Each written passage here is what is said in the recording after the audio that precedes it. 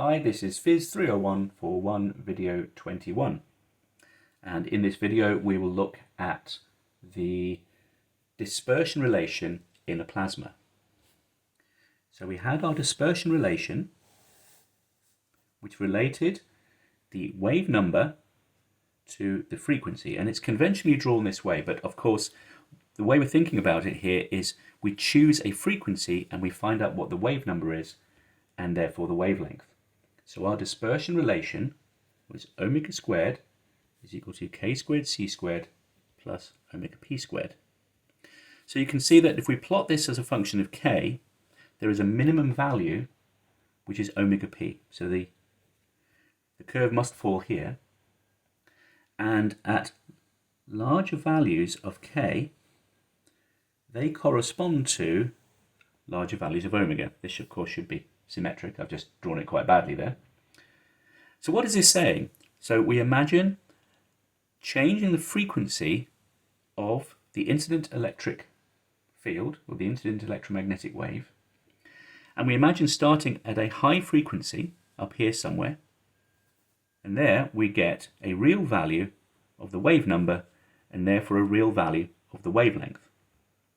Now imagine we turn down the frequency of the electromagnetic wave. As we do that, the k value also falls, and therefore the wavelength increases. So as the frequency decreases, the wavelength increases, which is as we would expect. However, as we drop the frequency below this point, this is the plasma frequency, the wave number becomes imaginary. Okay, so this is what would happen in a plasma, and we should also draw on top what would happen in a vacuum, which is omega equals ck. Okay? So let's think about that at some particular frequency. So at some particular frequency, when I have a plasma rather than a vacuum, the wave number for a given frequency is smaller, and therefore the wavelength is bigger. So the fact that there's a plasma increases the wavelength of the radiation for a given frequency. And if we draw a line through that gradient there indicates the phase velocity, omega over k, but the group velocity, which indicates the speed at which the wave, information is moving, is the omega by dk, which is the gradient of this curve.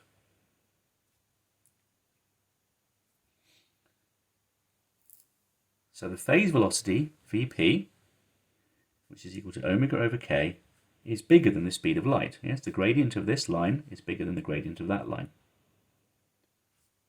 The group velocity, which is d omega by dk, is less than c.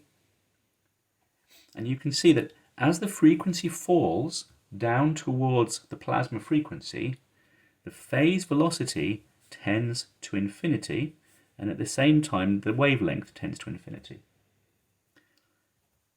But the group velocity tends to 0. So as the frequency falls towards the plasma frequency, information can no longer flow through the plasma, you might say. Okay, so the plasma, as the wavelength becomes very large, the whole plasma is trying to respond to the frequency of the radiation that's going through it.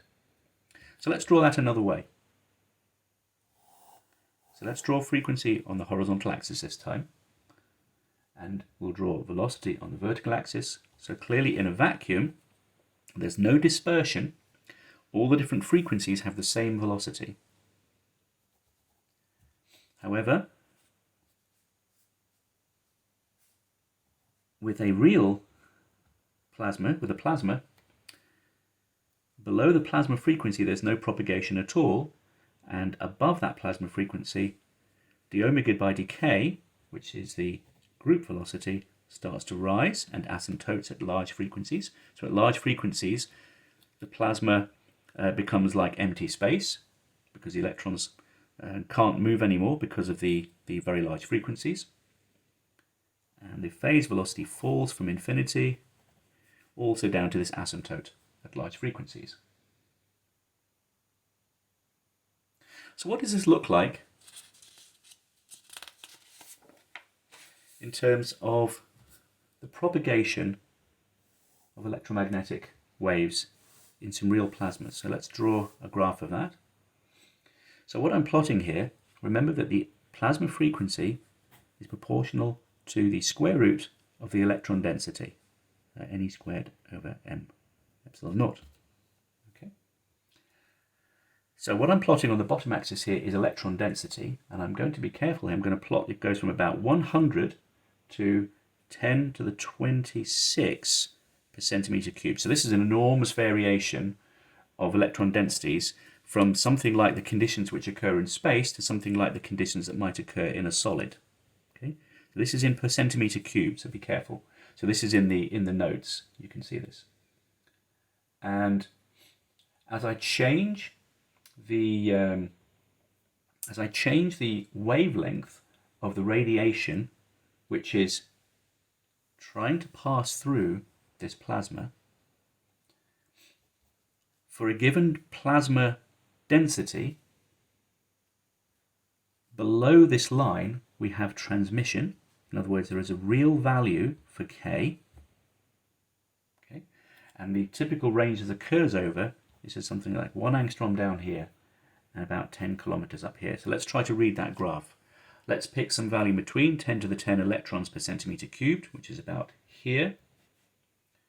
Okay, that means that wavelengths which are shorter than about a centimeter will be transmitted, but longer wavelengths will not be transmitted. And remember, there's no absorption here, so there's going to be reflection. Okay, so we can say this is sort of radio waves up here. 1 centimeter is sort of microwaves, and of course we down here we'll have sort of visible light. So this is a very large range. Okay, this is log of the wavelength, and this is log of the electron density n.